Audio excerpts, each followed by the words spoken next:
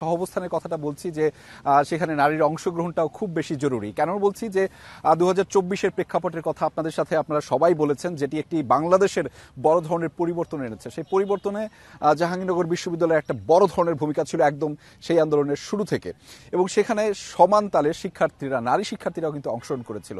কিন্তু আমাদের দুঃখের বিষয়, আজকে আমরা যারা ভিপি প্রার্থী হিসেবে নিয়ে বসেছি সেখানে একজনও নারী ভিপি প্রার্থী নেই এবং কেউ দাঁড়ায়ও নেই। ফলে এটি একটি বড় ধরনের সংকট এবং চিন্তা। তবে সেই জায়গা থেকে ছাত্রদল মনোনীত প্রার্থী আপনাকে একটু জিজ্ঞেস করতে চাই যে আপনারা চেষ্টা করেছেন যে একটা জায়গা থেকে হলেও নারীর অংশগ্রহণ নিশ্চিত করতে।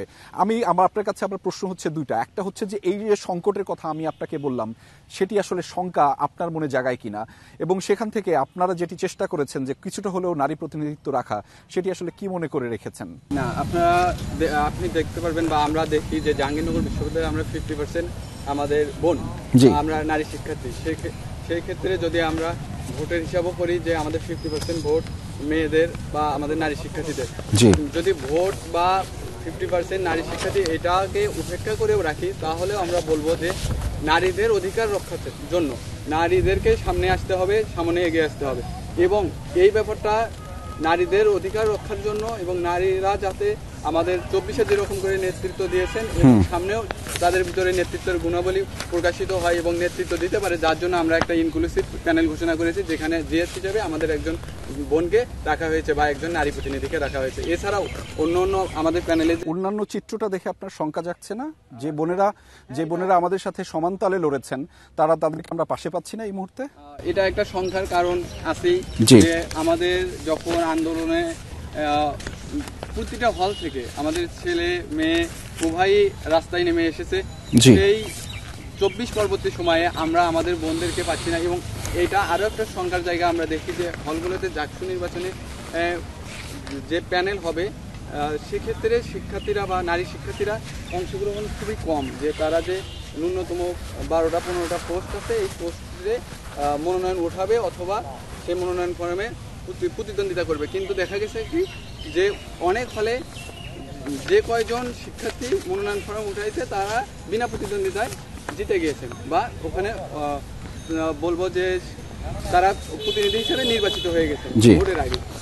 সুতরাং এক সংখ্যার জায়গায় একটা আছেই ক্যাম্পাসে, তারপরে সেই সংখ্যাকে কিভাবে উঠে ওঠা যায় আমরা জাতীয়তাবাদী ছাত্রদল সেই দিকেই ফোকাস করি। জি, আমি একটু আরিফুল্লাহ আপনার কাছে জানতে চাই, যিনি সমন্বিত শিক্ষার্থী জোটের প্রার্থী হিসেবে লড়ছেন। আপনাকে একটা তথ্য জানাই, যেটি হচ্ছে জাকসুর মোট প্রার্থীর 25% হচ্ছে ছাত্রী, বাকি 75% হচ্ছে ছাত্র। এই সংখ্যাটা বা এই পরিসংখ্যানটা আপনার জানা আছে, রাইট? জি, না আপনি এই পরিসংখ্যানটাকে কেমন ভাবে দেখেন? জি, ধন্যবাদ আপনাকে। এখন আমাদের ক্যাম্পাসে যেহেতু হচ্ছে 50% ছেলে আর 50% মেয়ে, আমরা আশা করছিলাম যে আমাদের এই জাকসু নির্বাচনে মেয়েদের আরো অনেক বেশি অংশগ্রহণ থাকবে, কিন্তু আসলে আমরা দুঃখজনক হলেও সত্য দেখতে পেয়েছি যে অনেকগুলো মেয়েদের হলে ন্যূনতম যে পদ সংখ্যা যে 15টা সেখানেও ফিল আপ হয়নি, আর 15টা যেগুলো ফিল আপ হয়েছে তাও 1-2টা বেশি মাত্র। ঠিক আছে, তো আপনারা ইতিমধ্যে দেখতে পেয়েছেন যে 130 জন বিনা প্রতিদ্বন্দ্বিতায় নির্বাচিত হয়ে গেছে, আর 66টা পদ হচ্ছে অলরেডি খালি আছে, কেউ আগ্রহী না। তো এটার জন্য আসলে আমি প্রশাসনকে মূলত একটু এখানে দায়ী করতে পারি।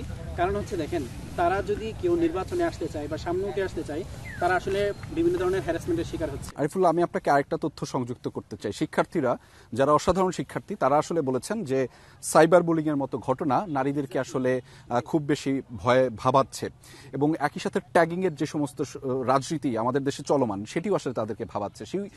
সেই কারণগুলোতেই রাজনীতি বিমুখ করছে নারীদেরকে। আপনাদের প্যানেল থেকে কোনো ধরনের নারী প্রার্থী কেন দেননি? না, আমাদের প্যানেল তো অলরেডি 6 জন নারী আছে। আচ্ছা, আছেন মানে শুরুর দিকে, প্রথম সারির দিকে নেই। রিজনটা বলি, মেয়েরা কেন পিছিয়ে যাচ্ছে এই জায়গায়। জি, আমরা দেখতে পেয়েছি, আমরা যেদিন প্যানেল ঘোষণা করেছি, আমাদের প্যানেলের ঘোষণার পরবর্তীতে আমাদের যে নারী সদস্যরা আছে আমাদের প্যানেলে, তাদেরকে নিয়ে অনলাইনে সাইবার বুলিং হচ্ছে। জি, তো এটা কিন্তু মানে আমরা বিশ্ববিদ্যালয় প্রশাসনকে জানিয়েছি যে আমরা এই ধরনের আমাদের নারী প্রার্থীরা এই ধরনের হ্যারাসমেন্টের শিকার হচ্ছে, আপনারা খুব শীঘ্রই এগুলোর বিরুদ্ধে ব্যবস্থা নেন। আমরা বিশ্ববিদ্যালয় প্রশাসনের কাছে অভিযোগ দিয়েছি, কিন্তু এখন পর্যন্ত আসলে কার্যত কোনো ব্যবস্থা হয়নি। আমি একটু ফিরতে চাই আপনার কাছে, আরিফুজ্জামান উজ্জ্বল। আমি আরেকটি তথ্য আপনার কাছে শেয়ার করতে চাই, সেটি হচ্ছে 15 জনের মধ্যে জিএস প্রার্থী হিসেবে 2 জন মাত্র নারী প্রার্থী পেয়েছি আমরা, যারা সম্মুখভাবে লড়বেন। আমি জানি যে প্রত্যেকটা পদই আসলে এখানে গুরুত্বপূর্ণ, তারপরেও সম্মুখ সারির যাদেরকে আমরা ভিপি বলি, জিএস বলি, যারা আসলে প্রতিনিধিত্বটা করবেন, যাদের কাছে আমি আমার সাধারণ শিক্ষার্থী হিসেবে অভিযোগটা নির্বিঘ্নে বলতে পারবো, তেমনই প্রার্থী হিসেবে 2 জনকে পেয়েছি। আপনি এটাকে কেমন ভাবে দেখছেন, এই তথ্যটাকে ভালো লেগেছে? নারীদের এটা কখনোই আমরা আশা করি না এমন পরিস্থিতি, কেননা আমাদের বিশ্ববিদ্যালয়ে যেহেতু 50% নারী শিক্ষার্থী এবং 50% পুরুষ, সেই জায়গা থেকে আমরা মনে করি নারীদের অংশগ্রহণ আরও বাড়া উচিত। এই জায়গায় আমি যেটাকে দায়ী করবো আর কি, আমাদের বিশ্ববিদ্যালয়ে আসলে এই নির্বাচন কেন্দ্রিক বিশ্ববিদ্যালয় প্রশাসন একটা পরিবেশ পরিষদ গঠন করে, কিন্তু পরিবেশ পরিষদ সবগুলো হলে তারা হচ্ছে শিক্ষার্থীদের মতামত গ্রহণ করে, এবং সেখানে আমরা দেখেছি যে বিশ্ববিদ্যালয়ের নারীদের হলগুলোতে, মানে ছাত্রী হলগুলোতে তারা যে ছাত্রীদের মতামতগুলো গ্রহণ করে, সেখানে তারা একদম দায়সারাভাবে শুধুমাত্র মিটিংটা করতে হবে এই জন্য করেছে।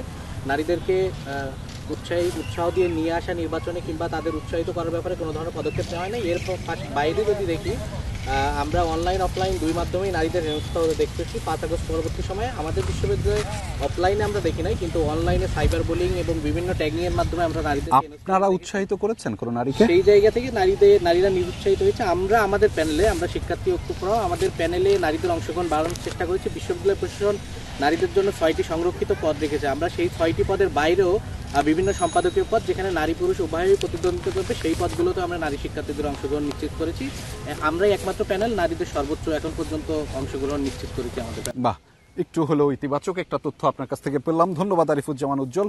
আমি একটু ফিরতে চাই আব্দুর রশিদ যেহেতু আপনার কাছে, যে এইটি হচ্ছে যে একটু আগে আমরা একটা তথ্যর কথা জানছিলাম যে বিশ্ববিদ্যালয়ের হলগুলোতে সেখানে আসলে বেশ কিছু আসনে ইতিমধ্যেই বিনা প্রতিদ্বন্দ্বিতায় নির্বাচিত হয়েছে এবং কিছু আসনে এখন পর্যন্ত প্রার্থিতা ঘোষণা করার মতো কোনো নারী প্রার্থিতা ঘোষণা করার মতো কোনো কেউ পাওয়াই যায়নি। ফলে এই যে সংকট বা একটা পরিস্থিতি, শঙ্কাময় পরিস্থিতি, আপনি এটাকে ইতিবাচকভাবে দেখছেন নাকি নেতিবাচক, নাকি আমাদের আসলে সচেতনতার অভাব, আমরা আসলে আমাদের বোনকে নিরাপত্তার জায়গাটি দিতে পারিনি? দেখেন, আমি যদি একটু কবির ভাষায় বলি তাহলে বলতে হয়, জি, বিশ্বের যা কিছু মহান সৃষ্টি চির কল্যাণকর, অর্ধেক তার করিয়াছে নারী অর্ধেক প্রাণী। জি, আমি দেখেছি জাহাঙ্গীরনগরের ইতিহাস যখনই আমরা পড়তাম, যে জাহাঙ্গীরনগর যে কোনো অন্যায়ের বিরুদ্ধে আমাদের বোনরা কিন্তু সামনে ছিল। জি, জাহাঙ্গীরনগরের নারীদের সাহসের যে সংগ্রামের ইতিহাস, সেটি কিন্তু সারা দেশব্যাপী মানুষ জানে। আমরা 24-এর গণঅভ্যুত্থান দেখেছি যে আমার বোনরা আমাদের মিছিলের সামনে ছিল। তারা আমাদের যখন পুলিশ আক্রমণ করে, তারা আমাদের ডাল হয়ে দাঁড়িয়েছিল। আমাদের যখন ডিসির বাসভবনের ভিতরে অবরুদ্ধ করে যে সন্ত্রাসীদের মাধ্যমে মারতে এসেছিল, তখন আমার বোনরা কিন্তু আমাদের পাশে এসে দাঁড়িয়েছিল যে না, আমাদের ভাইদেরকে রেখে কিছুতেই আমরা যাবো না।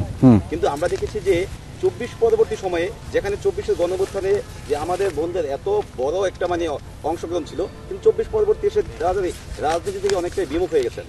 জাকসু নির্বাচনের যখন কথা আসলো, আমরা দেখেছি জাকসু নিয়ে আমাদের অসংখ্যবার প্রশাসনের সাথে মিটিং হয়েছে। এই মিটিংগুলোতে আমরা দেখেছি আমাদের বন্ধুদের উপস্থিতি বা নারীদের উপস্থিতি খুবই কম।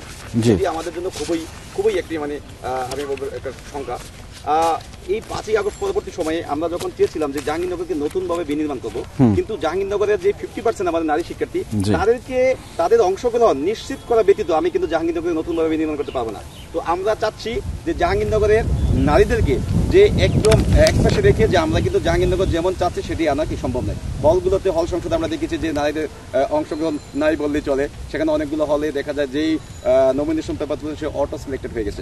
আমরা চেয়েছিলাম যে সিলেটের মধ্যে যেমন বিভিন্ন হল সংসদ এবং কেন্দ্রীয় সংসদে যেমন একটা কম্পিটিশনের ভাইব পাচ্ছি, আমরা চাচ্ছিলাম যে আমাদের নারীদের মধ্যেও কি যাতে এইরকম একটা কম্পিটিশনের ভাইব আসুক। কিন্তু আমরা এই যে নারীদের এখন অনাগ্রহ বা নির্বাচনে না আসে, এটার পিছনে প্রশাসন অনেকটা দোষী আছে।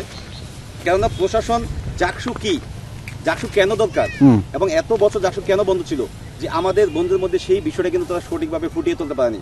আমাদের যদি প্রশাসনের পক্ষ থেকে যদি নারীদেরকে এই বিষয়ে আরো একটু সচেতন করা হতো, আরো ক্যাম্পেইন করা হতো, আমরা বিশ্বাস করি তারা সেখানে কি স্বতঃস্ফূর্তভাবে কি আমাদের সাথে অংশগ্রহণ করতে পারতো।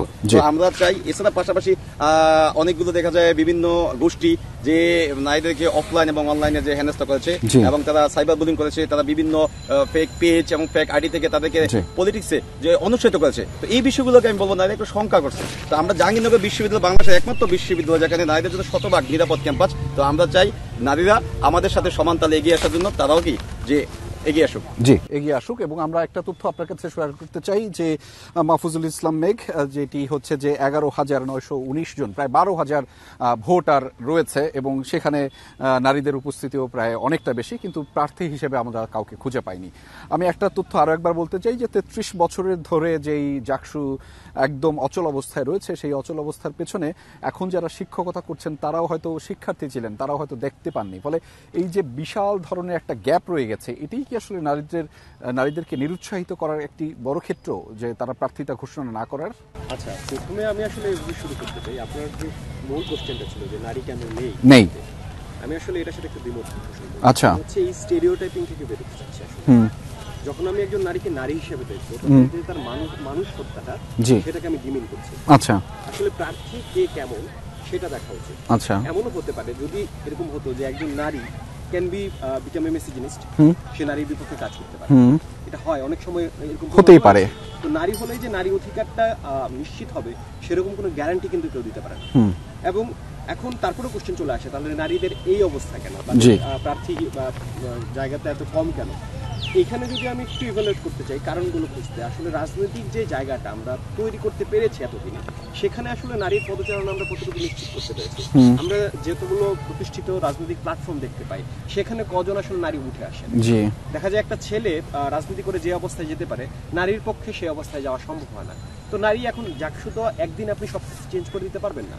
এই যে চিন্তাধারা সৃষ্টি হয়েছে, সেখান থেকে আসলে মনে হয় যে নারীরা ওই মানে আশ্বাসটা বা বিশ্বাসটাই পায়নি সে নিজেকে ভিপি পদে ভাবতে পারে। এবং এখানে আরেকটা উদাহরণ দিই, যে এটার একটা বিপরীত উদাহরণ।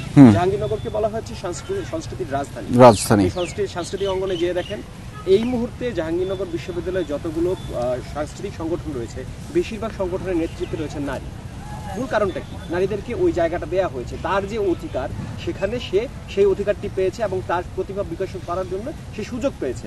তো এইটা যদি নিশ্চিত রাজনৈতিক অঙ্গনে না করা হয়, তাহলে আসলে আমরা এই আকাশ থেকে ভাবতে পারি না যে একদিনে সব নারীরা সচেতন হয়ে যাবেন, তারা ভোটার থেকে প্রার্থী হয়ে যাবেন এবং নির্বাচনে অংশগ্রহণ করবেন।